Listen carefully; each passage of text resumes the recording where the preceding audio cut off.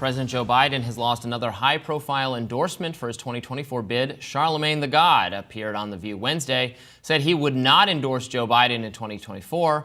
He did endorse Joe Biden in 2020. The View hosts seem to have a hard time accepting that. Let's watch. You endorsed Joe Biden back in 2020, but this time around you say you're not going to endorse anybody. Charlamagne, now is not the time, in my opinion, to sit this one out. Yeah. I didn't say that. I never said I was sitting it out. What you gonna do? I'm definitely voting in November, but what I like to focus on is issues, not individuals. Like, you know, when but why not endorse? Huh? Why not endorse Biden? Because if I'm sitting here telling my listeners that, you know, you have somebody out there who is a threat to democracy, you have somebody out there who said they want to, you know, suspend the Constitution to overthrow the results of an election. You saw this person, you know, try to lead an attempted coup of this country. And I'm telling people that this guy is a threat to democracy. Have you ever read Project 25? Mm-hmm. There's only 2 candidates out there. So if I'm saying that about this individual, the choice is clear, right? And I've seen y'all do this on The View before. I saw y'all do this to Killer Mike when he was on The View. Why do y'all need us to say this if we don't feel comfortable saying it? No, it's not that we need you to say it, but I think other folks need to hear, because, you know, one of the things I'm sorry, just jumped you, I'm sorry, but one of the things that we've been talking about is the fact that getting facts out through the media seems to be very difficult. I feel like I just spewed some facts. Yeah. Yes, but we need you to do it on your show. Well, the reality is I think both candidates are trash. So but I am going to vote in November, and I'm going to vote my best interest, and I'm going to vote who I think, you know, can preserve democracy. So if I think both candidates are trash and I don't feel like, you know, endorsing one, would you rather me endorse an individual or endorse the fact that, hey, we need to go out here and protect democracy? Charlamagne goes on to call Republicans crooks, Democrats cowards, and said the couch is voter apathy. He says voter apathy seems to be winning. Yeah, no argument there. I think that Charlamagne Tha God is completely right to say that, like most Americans, both of these options are unsatisfactory. I think Alyssa Farah is right to bring up this double hater language. That term got coined because there's so many people who feel that way and needed to get a name. And the sort of frantic panic of the rest of the host trying to get him to fall in line is really endemic of what a lot of, frankly, third-party voters have been experiencing for a long time. That line in particular, that you are sitting this one out if you criticize the major 2-party candidates or the one that's more to the left, is such a kind of form of gaslighting. Like, no, I vote, I participate politically, I just choose to vote for and endorse candidates that actually reflect my beliefs. And if Joe Biden wants to be that candidate, then he's going to have to reflect my beliefs.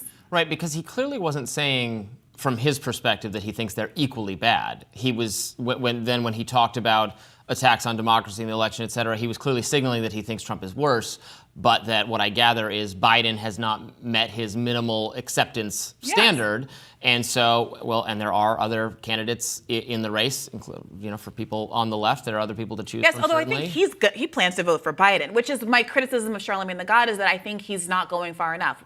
What he's doing that's helpful. If you are voting for Biden, but you're not going to do an endorsement, that seems just like a very say it. silly Like, difference. say I'm voting for Biden. Like, at a certain point, it seems like sophistry. Like, what face are you trying to save here? If you don't like Biden, but you're going to vote for him, then you are succumbing to this vote blue no matter who, and just own that you think it's important to save the democracy and do that. Right. But I think what would be actually more powerful and more interesting is if he truly resisted vote blue no matter who, because frankly, the only way, in my view, democracy is going to get saved is if you force the Democrats to actually be democratic and force them to actually uphold their stated values in order to earn those votes.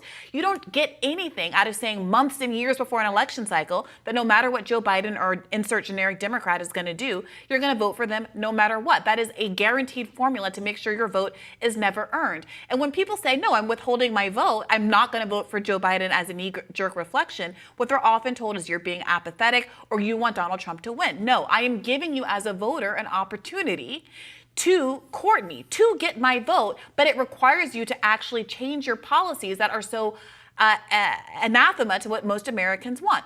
change on Gaza, do something about the economy, fulfill your promises to black voters, whatever it is, to change, and then you have an opportunity to actually get those votes. But asking voters to say that they're going to commit to voting down for a party, no matter what they say or do, is exactly how you get a Democratic Party that drifts to the right, courting Republican voters whose votes aren't considered to be entitled, given to the Democrats. So they keep courting those people. They keep shifting more and more to the right. And meanwhile, you have an entire base who's standing there with their arms in the air saying, well, what am I, chopped liver? You just have this expectation that I'm going to fall in line. And that's why the most consistent Democratic voters are the most underserved voters in America, namely black voters who vote in line with the Democratic Party at greater numbers and more consistency than any other group in America.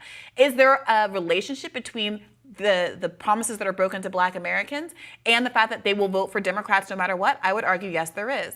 Yeah, I don't know that most Republicans feel like the Democratic Party is actually trying to get their votes. You heard Joe Biden. He put ads out saying Nikki Haley voters come to me. Has he put an ad out saying policies that they support? The Democratic Party has moved his border far policy? to the left. His over border time. policy?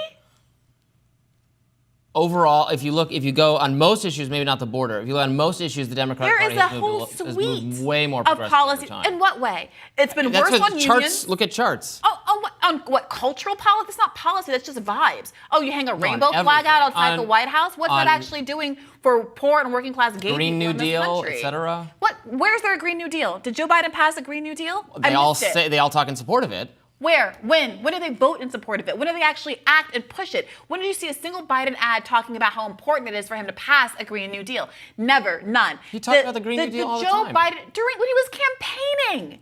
The Joe Biden agenda has been the Joe Manchin agenda, and they're frankly proud of it. Republicans can take comfort in that the Democrats don't accomplish all of the lofty societal transformations that they promised. Lofty societal transformations, an overwhelming majority of Americans want there to be a wealth tax. This is not a partisan issue. The overwhelming majority of Americans want there to be universal health care. This is not a fringe leftist issue. I just did a radar running down. Issue. When 70% of Americans mass support confiscation something, of wealth from other people is I'm not doing this with you. When 70% of I don't want to do it. More rising after this. Goodbye. Go. When 70% of Americans support a policy, it's not fringe. And you can't just sit there and say it's fringe because you personally don't like it, Robby. 70% of Americans support the policy. So my point is this. 70% of Americans Joe support what? Biden universal health care. Depending on asked, I'm sure most Americans think that health care should be provided to people. How we actually pay for that and what the policy. Ask them how much of them want Obamacare or socialized medicine, then they get We've been very little talking support. about billions of dollars going out the door for Israel for weeks. It's something that you don't agree with, but at no point did you say, how can we pay for that? Not once. What do you? I don't. We've want been to talking support. I about don't want to but you haven't to questioned Israel. how we're going to pay for it. You say we shouldn't pay for it, but there's an expectation that when it comes to military spending, of course we can pay for it. The second I don't think we can pay for it. No, we're running up. No, we cannot afford to do the military spending we're doing. About delivering for the health and welfare of the American people. That phrase comes up again. That's not true at all. I don't out of think nowhere. we can afford. That's just absolutely misrepresenting my position. I do not think we can afford the military Check spending the we're notes. doing at all. I would bet every dollar in my bank account that you haven't said, how are we going to pay for that one time in a year? How are we going to pay for it? We can't about, pay for it, and we should. I don't want to raise and yet taxes you've to not pay said for the that. military spending. You haven't said, how are we going to pay for it? Not a single time. I mean, you're right. I've been preoccupied with, yes, we should not pay for it, but we also can't afford to do it, and well, how the about military you is stick running to up we our should deficit. not pay for Medicare for all. Stick with that then. Sit here and stand by the notion that you think that we should not pay for Medicare for all. But most Americans, America, the country, our government should not pay for Medicare for all. That seems to be your stance as you framed it with respect to a bunch of other expenditures. Right. But I don't want the massive bloat that we have in our education and health system and other to impact whether people can get care, like in other countries that have those arrangements where people wait in lines for care for weeks and months and years. Okay. In fact, coming to America to get the care they can't get in Canada under the system you profess. Yes, I wish we had healthcare like Canada. I wish we had healthcare like Israel. Canadians wish they had healthcare like America. But I wish we had healthcare like Israel, where people don't have to die in the street or have to get extremely expensive emergency care that average Americans have to pay for anyway because they can't get preventative treatment. I think that we're the richest safest country in the history of the world. And there's a relationship between the visceral pushback that you get when you start bringing up Medicare for all and a wealth tax, and how popular they are, and how much cost the American government more than the military, but the military is also bankrupting us. I agree, and I would how much lop it in half overnight.